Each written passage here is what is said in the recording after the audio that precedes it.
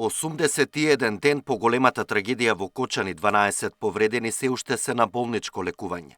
7 пациенти се во странство, еден од нив и понатаму е во тешка состојба, а 5 се хоспитализирани на клиниката за пластична хирургија и во Аџибадем Систина, информираше директорот на Фондот за здравство на трибината во владата.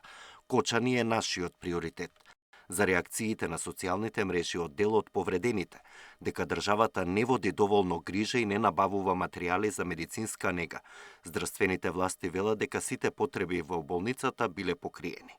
Моментално сите потреби од дополнителна нега се решени и ги има работата. Кои се набавени од болницата, кои се од донација, без разлика ги има. Работите во Кочани се решават во директорката ми информираше дека дел од опремата е пристигната во текот на ова недела и се подобруваат вод. Да, има тромост во системот на реагирање, меѓутоа се коригираат работите и се подобруваат. Работна група од 7 лекари од различни специјалности ќе го следи напредокот при лекувањето и состојбата на пациентите.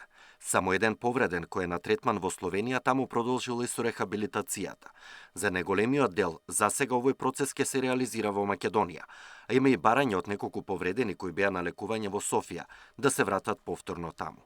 Доколку има медицинска оправданост за дополнителен третман надвор, од владата најавија дека ќе ги покријат трошоците. Од планираните 30 милиони денари државни пари потрошени се 21 милион. Средства ќе се одвојуваат од државата онолку колку што е потребно. Ако треба уште додатни 30 и уште додатни 30 се додека не завршат сите постапки и процедури. И секако доколку стручните лица утврдат дека има потреба да има повторно лекување во странство или контролни проверки во странство, ние повторно ќе излеземе во пресрет и со транспорт и сместување се што е неопходно за тие лица да не бидат изложени на додатни трошоци. Генералниот секретар на Црвениот крст информираше дека досега од донаторската сметка биле исплатени 107 милиони денари на семејствата на настраданите и повредените. Останати се околу 49 милиони денари. Идејата е најдобронамерна, значи да не се оди линеарно, бидејќи не сите имат иста потреба.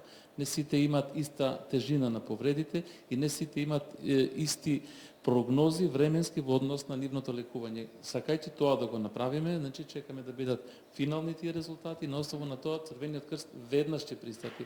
Никаква причина и потреба нема средствата да бидат кај него, затоа што тие средства едноставно се на посебна сметка. Од опозицијската СДСМ критикуваат дека Кочани не е приоритет на владата. Еден месец владата нема министер за здравство. Здравството се распаѓа по секој основ.